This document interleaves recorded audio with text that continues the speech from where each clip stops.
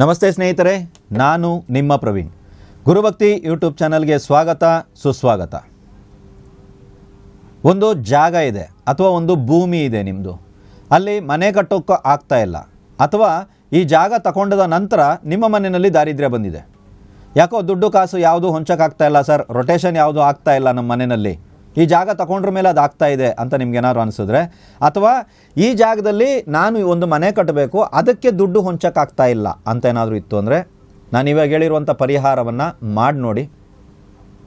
ಒಂದು ಒಳ್ಳೆಯ ದಿನ ನಿಮಗೆ ಅನಿಸ್ಬೇಕು ಇದು ಒಳ್ಳೆಯ ದಿನ ಇದೆ ಅಂತ. ಅಂಥ ದಿನಗಳಲ್ಲಿ ಆ ಜಾಗದ ಹತ್ರ ಹೋಗಿ ಜಾಗದಲ್ಲಿ ಈಶಾನ್ಯ ಮೂಲೆ ಯಾವುದಿದೆ ಅಂತ ಹುಡುಕಿ, ಆ ಈಶಾನ್ಯ ಮೂಲೆಯಲ್ಲಿ 1 ಅಡಿ ಆಳದಲ್ಲಿ ಇರುವಂಥ ಮಣ್ಣನ್ನು ತೆಗೀರಿ. ಅಂದರೆ ಅಲ್ಲಿ ಒಂದು ಹಳ್ಳವನ್ನು ತೆಗೀರಿ. ಆ ಮಣ್ಣನ್ನು ತೆಗೆದು ಅದೇ ಜಾಗದ ನೈಋತ್ಯ ಮೂಲೆಯಲ್ಲಿ ಹಾಕಿ. ಈಶಾನ್ಯ ಮೂಲೆಯಲ್ಲಿ 1 ಅಡಿ ಆಳದ ಹಳ್ಳವನ್ನು ತೋಡಿ, ಅಲ್ಲಿ ಮಣ್ಣು ಬರುತ್ತಲ್ವ ತೋಡಿದಾಗ ಆ ಮಣ್ಣನ್ನು ತೆಗೆದು ನೀವು ನೈಋತ್ಯದಲ್ಲಿ ಹಾಕಬೇಕು. ಇದಕ್ಕೆ ಯಾರಾದರೂ ಕೆಲಸಗಾರನ ಕಳಿಸ್ಲಾ, ಕೆಲಸದವ್ರನ್ನ ಇಟ್ಟು ಮಾಡಿಸ್ಲಾ, ಇವೆಲ್ಲ ಮಾಡಬಾರ್ದು. ಈ ಜಾಗದ ಓನರ್ ನಾನು, ನೀವು ಮಾಡಿ. ಈ ಜಾಗದ ಓನರ್ ನನ್ನ ಪತ್ನಿ, ಅವ್ರು ಮಾಡಿ. ಅರ್ಥ ಆಯ್ತಲ್ವ? ಯಾರು ಜಾಗದ ಓನರ್ ಇದ್ದಾರೋ ಅವ್ರು ಮಾಡಬೇಕು.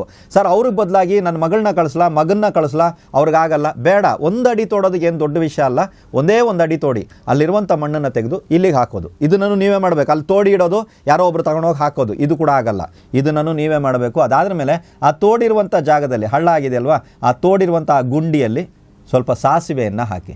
ಸ್ವಲ್ಪ ಸಾಸಿವೆ ಅಂದರೆ ಎಷ್ಟು ಅಂತ ತುಂಬ ಜನ ಕೇಳ್ತೀರಾ. 1 ಮುಷ್ಟಿಯಷ್ಟು, ನಿಮ್ಮ ಕೈಯಲ್ಲಿ 1 ಮುಷ್ಟಿಯಷ್ಟು ಸಾಸಿವೆನ ಅದರಲ್ಲಿ ಹಾಕಿ ನಿಮ್ಮಿಷ್ಟಕ್ಕೆ ನೀವು ಬನ್ನಿ.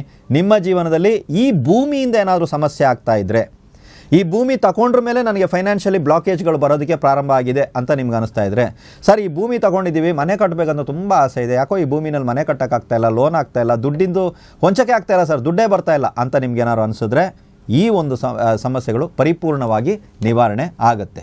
ಎಲ್ರಿಗೂ ಒಳ್ಳೆಯದಾಗಲಿ.